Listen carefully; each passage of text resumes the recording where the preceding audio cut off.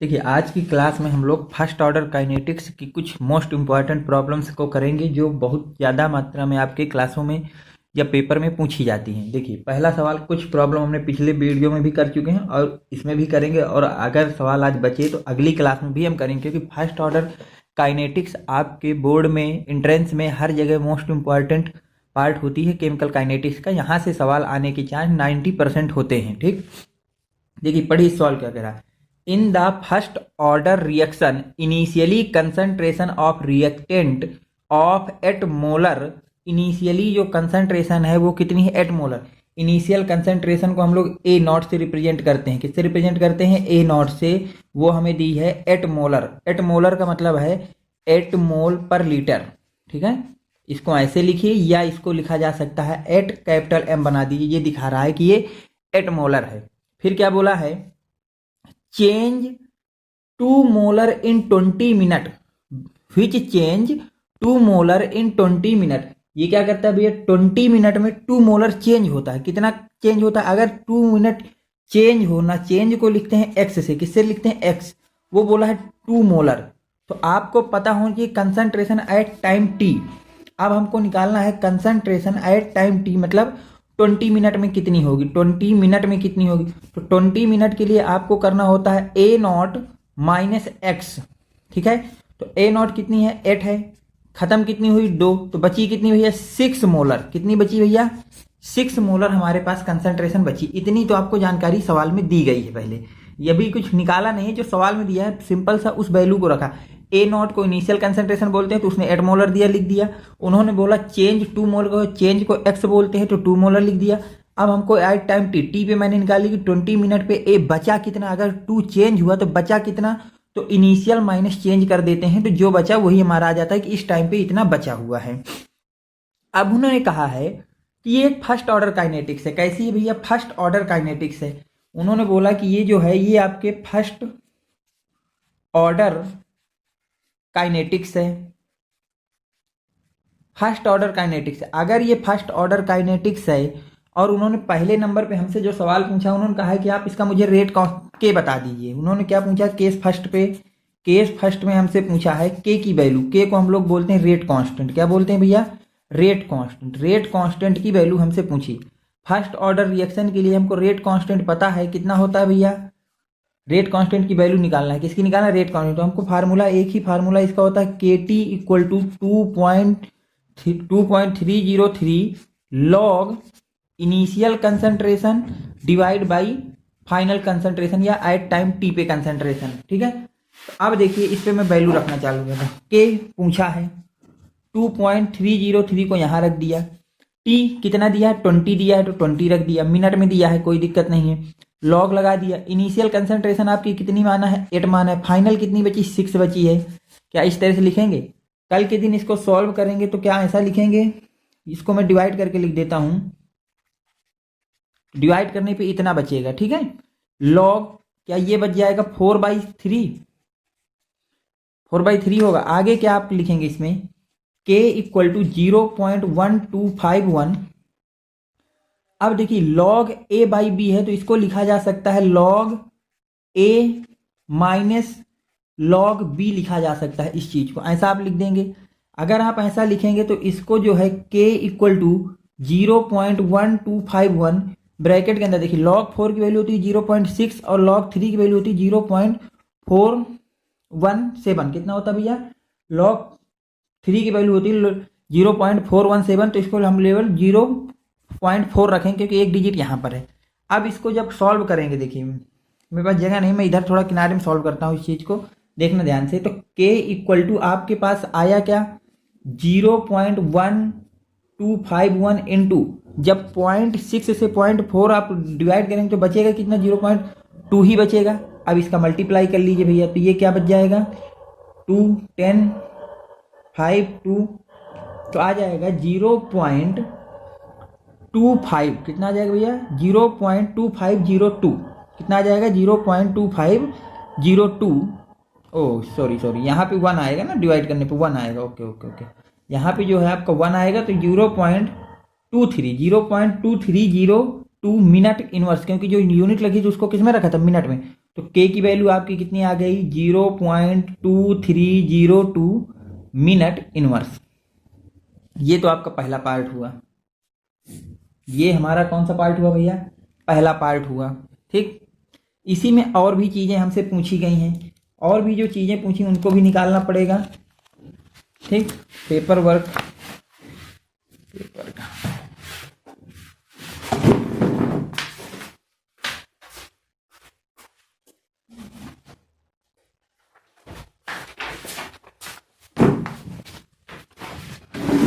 ठीक, अब अगली चीजों को ध्यान से देखिएगा, जो हमको निकालना है उनको भी देखते हैं। सवाल में आइए, सवाल में अगली चीज पूछा है टी हाफ। क्या पूछा है हमसे भैया, टी हाफ पूछा है। अगर टी हाफ हमसे उन्होंने पूछा है सवाल में, क्या पूछा भैया, टी हाफ, तो टी हाफ कैसे निकलेगा उसको ध्यान से देखिएगा आप। मैं के की वैल्यू यहाँ पे लिखता हूँ जो आपने निकाली है। के की वैल्यू आपकी निकल के आई थी कितनी, 0.2302 मिनट इनवर्स, पहला ऑप्शन। ठीक है, केस सेकंड में हमसे क्या पूछ रहा है, मैं लिख देता हूं यहां पे कि केस सेकंड हमसे पूछ क्या रहा है।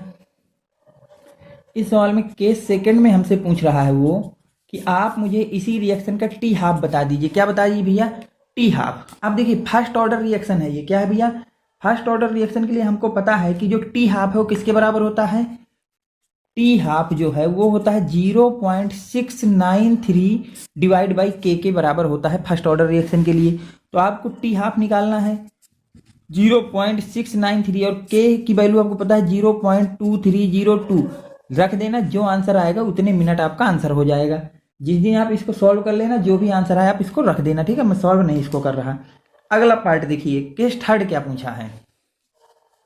ठीक है, केस थर्ड को भी आप देख लीजिएगा। मैं देखिए अगला सवाल आप देखिए क्या कह रहा है, in a first order reaction reactant concentration C, जो कंसंट्रेशन है रिएक्टेंट की वो सी है, वेरियस विथ टाइम, टाइम के साथ वो वेरी कर रही है। तो आपको बताना है 1/c increase linearly with time. कौन सा स्टेटमेंट सही है आपको ये बताना है। देखिए पहला स्टेटमेंट क्या कह रहा है कि 1/c increase linearly with time, time के साथ फर्स्ट ऑर्डर रिएक्शन। हमको फार्मूले याद होने चाहिए कि जो कंसंट्रेशन फार्मूला होता है वो होता है Ct equal to C0 e की पावर माइनस KT।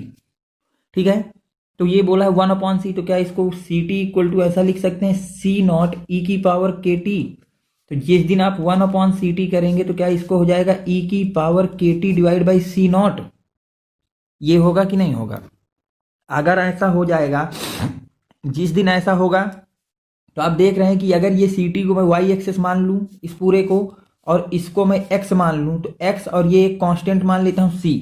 ठीक है, इसको m मान लेता हूं, तो y इक्वल टू एक्स है, जो कि e की पावर है। तो e की पावर का ग्राफ हमेशा या तो इस टाइप का होगा या फिर आपका ऐसा होगा, पैराबोलिक ग्राफ होता है। कैसा होता है भैया, पैराबोलिक। पर उसने क्या बोला है, लीनियर। क्या बोला है, लीनियर। इसका मतलब पहला ऑप्शन क्लियरली गलत है। दूसरा देखिए क्या कह रहा है, log C decrease linearly with time too. अब देखिए लॉग की बात कर रहा है किसकी बात कर रहा है भैया, लॉग की। तो अगर लॉग की बात कर रहा है तो उसको लॉग के बेसिस में हम देखेंगे। कैसे देखेंगे, देखिए ध्यान से। जैसे यहां तक हमने लिखा, पहली इक्वेशन को उठा लीजिए आप फिर से यहां से, Ct equal to C0 e की पावर माइनस KT, ऐसा लिखा जा सकता है। अगर ऐसा लिखा जा सकता है तो क्या कल के दिन आप लोग इसको ऐसा भी लिखेंगे Ct। अगर मैं यहां लॉग ले लूं, दोनों तरफ लॉग ले लूं, taking log ln both side. ठीक है, एंटी लॉग ले रहे हैं। क्या ले रहे हैं भैया, एंटी लॉग हम दोनों तरफ ले रहे हैं। अगर एंटी लॉग ले रहे हैं तो ये हो जाएगा ln Ct। कितना हो जाएगा भैया, ln Ct, ये हो जाएगा ln C0 और ये हो जाएगा माइनस का KT। e की पावर को ln आपका खत्म कर देगा, तो ऐसा हो जाएगा। अगर ऐसा होगा, पर उसमें बोला लॉग के साथ, तो मैंने आपको एक जगह बताया था कि जो ln होता है वो 2.303 टाइम्स लॉग के बराबर होता है। ln किसके बराबर होता है, 2.303 लॉग के बराबर होता है। तो जब यहाँ ln को लॉग में बदलो तो क्या 2.303 लॉग Ct यहाँ लिखेंगे आप लोग। तो इधर क्या लिखेंगे, ध्यान से देखिए, इधर लिखेंगे 2.303 लॉग C0 लिखेंगे। यहाँ पे हम लोग C0 लिखेंगे और यहाँ लिख देंगे माइनस का KT। ऐसा होगा। अगर मैं 2.303 दोनों तरफ से कॉमन ले लूं तो क्या ये बनेगा लॉग Ct इधर बचेगा log C नॉट और यहाँ पे आ जाएगा KT divide by 2.303, KT divide by 2.303। अब देखिए अगर मैं ग्राफ बनाऊं लॉग, उन्होंने बोला है लॉग वर्सेस 1/t का ग्राफ बनाना है। किसका बनाना है? लॉग वर्सेस टी का। पहला क्या बनाना है? लॉग C वर्सेस टी का ग्राफ बनाना है। तो आप इसको y मान लीजिए, इसको C मान लीजिए, mx मान लीजिए, ठीक है, t को x मान लीजिए। तो अगर आप ग्राफ बनाएंगे तो क्या ग्राफ में ध्यान देखिए y की जगह आप लोग ln log ct लिख देंगे, बिल्कुल सही, और जो x है वो t को मान रहे हैं। तो आप देखिए y equal to C M X का मतलब क्या है? c का मतलब होता है जहां पे रीस्टार्ट होगी तो रिस्टार्ट इस पॉइंट से होगी। कहाँ से होगी? इस पॉइंट, और इस पॉइंट की आपकी वैल्यू होगी log C नॉट। कितनी वैल्यू होगी भैया? log C not. और ये लीनियरली ग्राफ डिक्रीजिंग होता है, आपको मैथ में पढ़ाया गया होगा कि y equal to minus M X plus C type की जो इक्वेशन होती है वो लीनियरली डिक्रीज करती है। ये लीनियर डिक्रीज कर रही है और इसका जो स्लोप है, क्या है भैया? स्लोप वो हो जाता है x की जगह बाकी जो भी बचा है, क्या बचा है? माइनस के डिवाइड बाई 2.303 ये बचा है। तो इसका मतलब ये लीनियरली ग्राफ होगा। जो पहला स्टेटमेंट लिखा है वो बिल्कुल करेक्ट है, वो बी नंबर, बी स्टेटमेंट आपका जो दिया है वो करेक्ट है, पहला गलत है। थर्ड क्या कर रहा है? सी डिक्रीज होगा टाइम के साथ, सी डिक्रीजेस विथ टाइम। थर्ड वाला आपसे कहा जा रहा है कि क्या सी जो है वो टाइम के साथ डिक्रीज होगा अगर टाइम इनवर्सली कर लिया जाए? बिल्कुल नहीं होगा। ध्यान देखिए सी और टाइम का जो रिलेशन वो एक्सपोनेंशियली है, तो ये पैराबोलिक इंक्रीज या डिक्रीज होगा या एक्सपोनेंशियल इंक्रीज या डिक्रीज होगा, लीनियर नहीं होगा, ठीक है। अगला क्या बोल रहा है? log C decreases with time 1/t, तो 1/t के साथ कोई रिलेशन ही नहीं है log का, तो ये भी नहीं होगा। तो ऑप्शन नंबर बी इसका क्लियरली करेक्ट होगा, ठीक। आगे चलते हैं अगले सवाल की तरफ।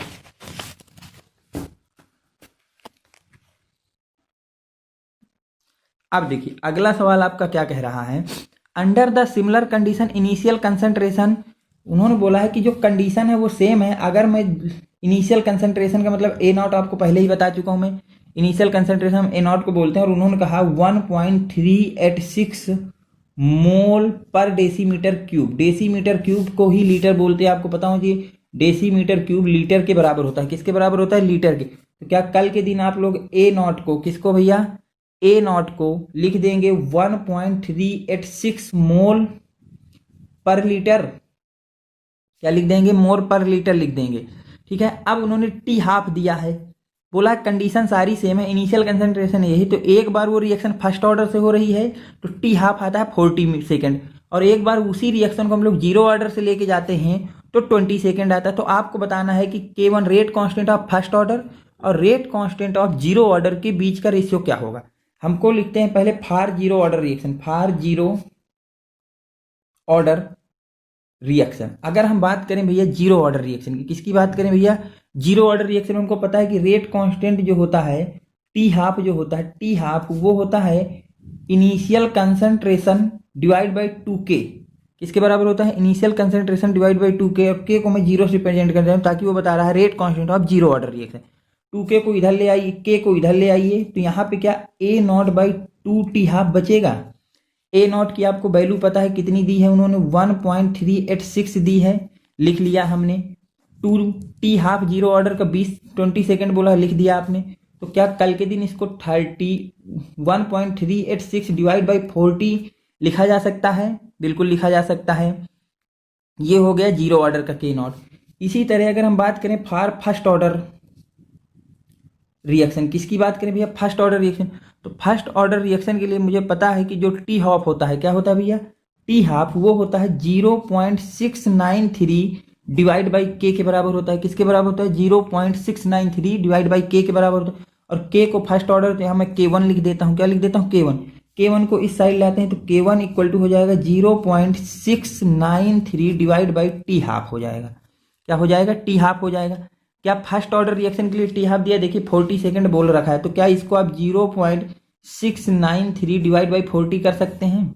अब देखिए के नॉट पता हो गया, K1 पता हो गया, इसको आप इक्वेशन नंबर 1 और इसको इक्वेशन नंबर 2 दे दीजिए, ठीक है। अब उन्होंने जो पूछा रेशियो, अब रेशियो पूछा था, क्या पूछा है हमसे? रेशियो। तो रेशियो किसका पूछा है? K1 डिवाइड बाई के नॉट, मतलब फर्स्ट ऑर्डर रिएक्शन का जो K1 है और जीरो ऑर्डर रिएक्शन का जो रेट कांस्टेंट है, इसका रेशियो बने।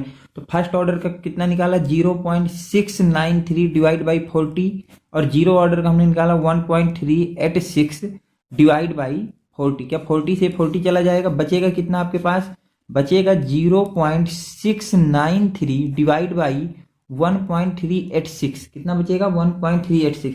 जब इसको कैलकुलेट करेंगे तो ये आएगा 1/2, कितना आएगा 1/2। तो यहाँ से K1/K0 इक्वल टू वैल्यू आ जाएगी 1/2, या इसी को बोल सकते हैं 0.5। इसका रेशियो कितना आएगा भैया 0.5, हमसे यही पूछा गया था इस सवाल में, ठीक 0.5 आ जाएगा। अगले सवाल की तरफ बढ़ते हैं, अगला क्या कह रहा है भैया, अगले को भी पढ़ लीजिए अच्छी तरह से, क्या कह रहा है, क्या पूछा है, ठीक है। सवाल को पढ़िए पहले ध्यान से। उन्होंने क्या कहा है, कहा है कि द रिएक्शन, क्या कहा है भैया कि द रिएक्शन, कोई एक रिएक्शन है, कोई एक रिएक्शन है, उसमें क्या है N2O5 जो है वो डिकम्पोज हो रहा है NO2 में और O2 में। किस में डिकम्पोज हो रहा है, NO2 में और O2 में। जब first order kinetics in NO2O5 with rate constant equal to इतना, क्या पहली जानकारी आपको मिली कि रेट कांस्टेंट दिया है, क्या दिया है भैया रेट कांस्टेंट मतलब के, जो कि दिया है 6.2 into 10⁻⁴ second inverse. What is the value of rate of reaction, हमसे क्या पूछा है, रेट ऑफ रिएक्शन पूछा है, रेट पूछा है, आर को ही हम लोग क्या बोलते हैं भैया, रेट बोलते हैं। क्या है, जब कंसंट्रेशन हमको दी गई है N2O5 की, कितनी दी गई है भैया 1.25 मोल पर लीटर, ठीक है।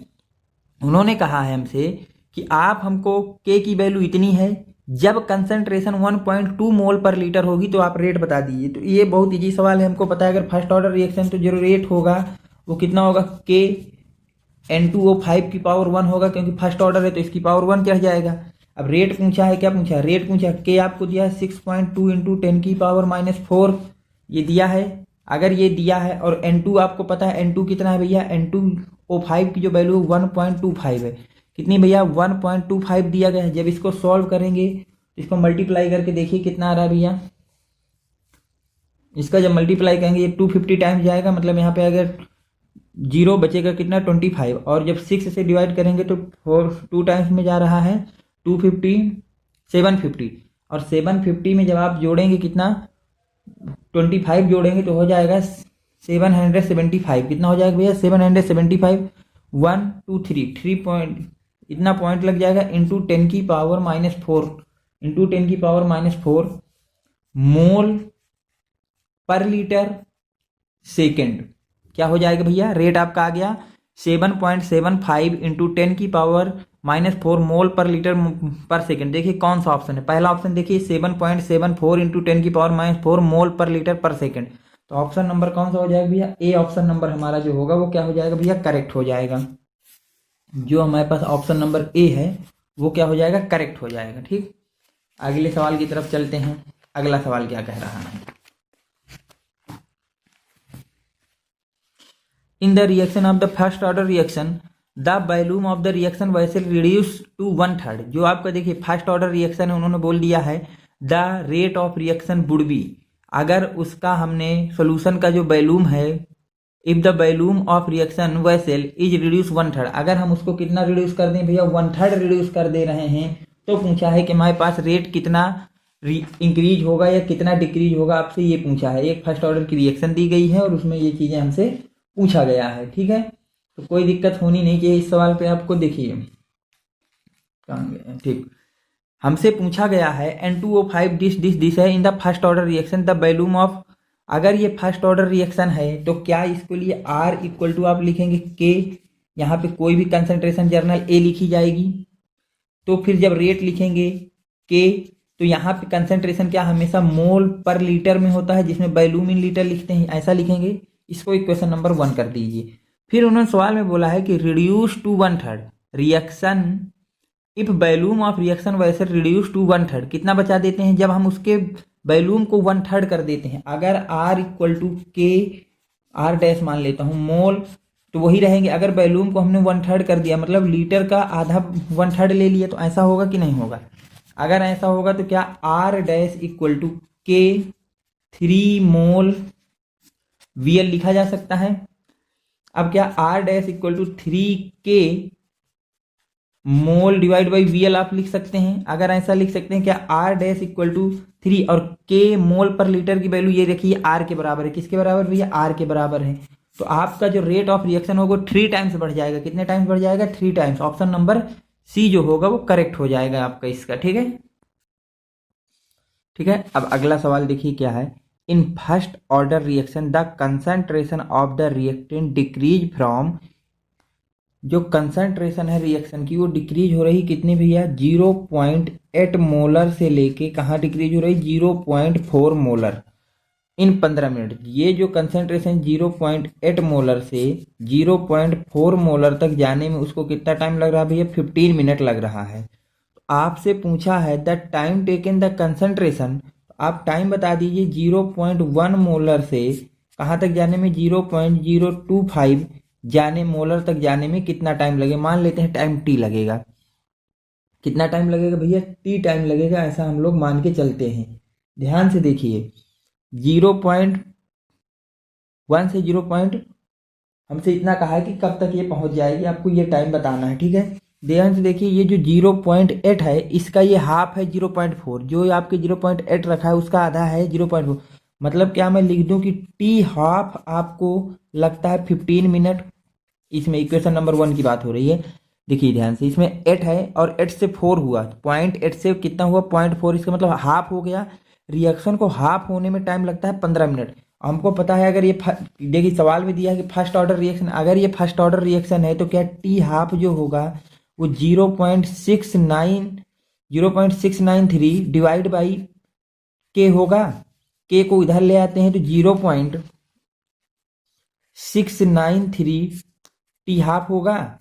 अब इसकी जब 0.693 में टी हाफ की वैल्यू रखेंगे तो टी हाफ की जगह क्या 15 मिनट आप रख देंगे? इसको यहीं पे छोड़ दे, जो भी होगा मिनट इनवर्स यूनिट हो जाएगी मिनट इनवर्स। के की वैल्यू आपके पास आ गई। के की वैल्यू हमारे पास कितनी आ गई भैया? 0.693 डिवाइड बाई 15। इसको 3 से काटा जा सकता है। देखिए 0. आ जाएगा 0.231 डिवाइड बाई 5 मिनट इनवर्स। ये आपके पास के की वैल्यू आ गई। किसकी वैल्यू आ गई भैया? के की वैल्यू आ गई। लेकिन हमसे तो टाइम पूछा है कि वो 0.1 से 0.0025 कितनी देर में हो जाएगा, ये पूछा है। अब हमको फर्स्ट ऑर्डर रिएक्शन में पता है, फर्स्ट ऑर्डर रिएक्शन का 15 मिनट आपको हाफ लाइफ टाइम दिया है। ठीक है, के आपको पता है। अब दोनों फर्स्ट ऑर्डर रिएक्शन का दोनों का के सेम होगा तो अब हम लिखते हैं फार्मूला फर्स्ट ऑर्डर रिएक्शन के लिए K T equal to 2.303 log A not divide by A T होता है। के की जगह जो आया उस वैल्यू को 0.231 की डिवाइड बाई 5। टी पता करना है, टी को ऐसे ही रहेंगे 2.303 लॉग। अब देखिए यहाँ पे ए नॉट जिस रिएक्शन का निकालना है इसको 0.1 को ए नॉट बोल दीजिए और फाइनली ये कितना बचा है? 0.025 बचा, तो ऐसा लिख दीजिए। जिस दिन आप ऐसा करेंगे तो टी को इधर ही रखिए, बाकी चीज़ें उधर भेजिए। तो ये 2.303 इंटू 5 डिवाइड बाई 0.231। अब इसको क्या लिख सकते हैं? इसको लिख सकते हैं लॉग कितना? 4। इसको लिख सकते हैं लॉग 4। कितना लिख सकते हैं भैया? लॉग 4। जब इसको सॉल्व करोगे आप लोग टी इक्वल टू, अब इसको मल्टीप्लाई कर लेना, 15 आएगा 11, इतना आपके पास आएगा 0.231 और log 4 की वैल्यू रख देना 0.6। इसको सॉल्व करना और देखना, जिस दिन आप इसको सॉल्व करेंगे तो इसको वैल्यू आएगी 60 मिनट। कितनी वैल्यू आएगी भैया? 60 मिनट। इसकी वैल्यू आ जाएगी 60 मिनट। ऐसा ऑप्शन नंबर आपका बी सही हो जाएगा। इस सवाल को मैं दोबारा आपको समझा देता हूँ। इसमें हुआ क्या है, दरअसल उसने एक रिएक्शन दी जिसकी बोला कि 0.8 से कंसंट्रेशन 0.4 होने में उसको 15 मिनट टाइम लगता है। कितना टाइम लगता है भैया? 15 मिनट। तो आपसे पूछा है कि आप उसी रिएक्शन की अगर कंसंट्रेशन 0.1 मोलर कर दी जाए तो 0.025 मोलर पहुंचने में कितना टाइम लगेगा। मुझे पता है कि अगर दो फर्स्ट ऑर्डर रिएक्शन में के हमेशा कांस्टेंट रहता है, तो मैंने देखा कि 0.8 से 0.4 का मतलब जो रिएक्शन है वो इनिशियली रेट का कितना हो गया? हाफ। अगर कोई भी रिएक्टेंट अपने इनिशियल स्टेट का हाफ बचता है तो उसको हम लोग बोलते हैं कि टी हाफ हो गया। उसका क्या हो गया? T half. और फर्स्ट ऑर्डर रिएक्शन के लिए मुझे टी हाफ पता है, वो होता है 0.693 डिवाइड बाई के। और यहाँ से मैंने के की वैल्यू निकाली और उस के का यूज इसमें कर लिया और यहाँ पे मैंने फर्स्ट ऑर्डर रिएक्शन का फार्मूला लगा के सॉल्व किया, सिंपल सा। ठीक है, अब देख लीजिए, अगर कोई कंफ्यूजन है तो आप बताएं, मैं इसको दोबारा समझाने की कोशिश करूंगा। ठीक, अगले सवाल की तरफ अब मैं बढ़ता हूँ। अब पूछा गया है which of the first order reaction, इनमें से कौन सी फर्स्ट ऑर्डर रिएक्शन है? देखिए ठीक है। अब इनमें से हमसे पूछा है, देखिए ध्यान से, कि ये 4 रिएक्शन लिखिए, इनमें से हमारी फर्स्ट ऑर्डर रिएक्शन कौन सी है। देखिए फर्स्ट ऑर्डर रिएक्शन के लिए अब यहाँ पे कोई फार्मूला कुछ तो दिया नहीं है, तो इसमें आपको याद ही होना चाहिए कि फर्स्ट ऑर्डर रिएक्शन कौन है। जब मैंने फर्स्ट ऑर्डर रिएक्शन का डेरिवेशन कराया था, वहाँ पे लास्ट में मैंने लिखाया था 15 से 16 रिएक्शन लिखाई थी और बताई थी कि इनको याद कर लेना, अगर इस टाइप की रिएक्शन दिखे तो आप समझ जाना कि ये फर्स्ट ऑर्डर रिएक्शन की बात कर रहा है। तो इसमें से ये जो पहली रिएक्शन है, इसको हम लोग फर्स्ट ऑर्डर रिएक्शन बोलते हैं। पूछा जाए ये मैंने कहाँ से निकाला, तो निकालने का फर्स्ट ऑर्डर रिएक्शन यहाँ से कहीं से नहीं निकाली, ये मुझे डायरेक्ट याद ही होनी चाहिए वैल्यू, कि जो अमोनियम नाइट्रेट होता है, अगर इसका डिकम्पोजिशन कराया जाएगा तो वो फर्स्ट ऑर्डर काइनेटिक्स को फॉलो करेगी। इनमें से बाकी जो रखी कोई भी फर्स्ट ऑर्डर रिएक्शन को फॉलो नहीं करती। ठीक, अब हम बढ़ते हैं अगले सवाल की तरफ। अगला सवाल क्या कह रहा है, देखिए अगला सवाल हमारा कह रहा है the half life period of the first order chemical kinetics इतना। बोला है कि जो फर्स्ट ऑर्डर काइनेटिक्स है उसका टी हाफ है 6.93 मिनट। ठीक है। Time required for completion 99%। पूछा है कि रिएक्शन को 99% कंप्लीट होने में कितना टाइम लगेगा। क्या पूछा भैया, कि जो रिएक्शन है उसको 99% कंप्लीट होने में कितना टाइम लगेगा, ये चीज़ हमसे पूछा है उन्होंने। ठीक है, 99 के लिए। तो देखिए अगर टी हाफ दिया है, क्या दिया है, टी हाफ, तो हमको पता है फर्स्ट ऑर्डर रिएक्शन के लिए जो टी हाफ होता है 0.693 डिवाइड बाई के होता है। क्या यहाँ से आप लोग के निकाल सकते हैं। जिस दिन आप यहाँ से के निकालेंगे तो उसकी वैल्यू आएगी 0.693 divide by T half. T half की जगह आप वैल्यू रख दीजिए, तो के इक्वल टू 0.693 डिवाइड बाई 693। इसकी के की वैल्यू यहाँ से आपकी कितनी आ जाएगी भैया, 0.1 आ जाएगी। के की वैल्यू कितनी आ जाएगी, 0.1 मिनट इनवर्स। कितना आ जाएगा, मिनट इनवर्स। के की वैल्यू आ गई। फर्स्ट ऑर्डर है तो फर्स्ट ऑर्डर के लिए फार्मूला लगा दीजिए, K T equal to 2.303 log A not divide by 80। क्या फार्मूला लगाइए भैया, log A not divide by 80। तो जो आपका उसने बोला है 99% रिएक्शन कंप्लीट हो जाए। मान लेता हूँ ए से कोई प्रोडक्ट जा रहा है, रिएक्शन है, तो ये इनिशियली 100 था, ये 0 था, टी इक्वल टू 0 पे, टी इक्वल टू टी पे ये 1 बचा और ये 99 हो गया, मतलब रिएक्शन 99 कंप्लीट हो गई, तो बचा कितना, 1। तो यहाँ पे वही काम करते हैं। ठीक है, टी को इधर ही रखें, टाइम हमसे पूछा है 2.303 को इधर ले जाएं, के को यहाँ रख दें, लॉग ए नॉट हमने माना है 100, तो बचा कितना, 1 ही बचा। ठीक, अब इसके बाद यहाँ पे रख दिया 2.303, के की जगह वैल्यू 0.1, लॉग 100 रख दिया। कितना रख दिया, लॉग 100। इसके लिए मैंने 2 जो नीचे वाला 0 खत्म कर दिया। ठीक है, इसको ऐसा लिख दिया, और लॉग 100 की वैल्यू होती है 2। आप जिस दिन इसको सॉल्व करेंगे तो वैल्यू आ जाएगी 46, कितना आ जाएगा भैया, 46.06 मिनट। ऑप्शन नंबर इसका फर्स्ट जो होगा वो आपका करेक्ट होगा। जो ऑप्शन नंबर फर्स्ट होगा वो क्या होगा, हमारा करेक्ट होगा। ठीक है, इतने सवाल इसमें कराएं। आगे नेक्स्ट वीडियो में मैं इसकी कुछ और प्रॉब्लम आपको कराऊंगा। फर्स्ट ऑर्डर रिएक्शन को आप ध्यान से देखिए, जितने भी सवाल कराए जा रहे हैं मैं किस तरह से उनको कर रहा हूँ, आप इस चीज़ को देखिए और कितने इजी तरीके से सवाल हो रहे हैं। केवल फार्मूला किस स्टेप में क्या करना है आप इनको बार बार देखिए। अगर समझ में नहीं आ रहा है उसी वीडियो को बार बार प्ले करिए और उसको देखते रहिए ताकि आपके समझ में आए। अगर फिर भी नहीं आ रहा तो आप लोग मुझसे संपर्क कर सकते हैं मेरे व्हाट्सएप नंबर में। ठीक।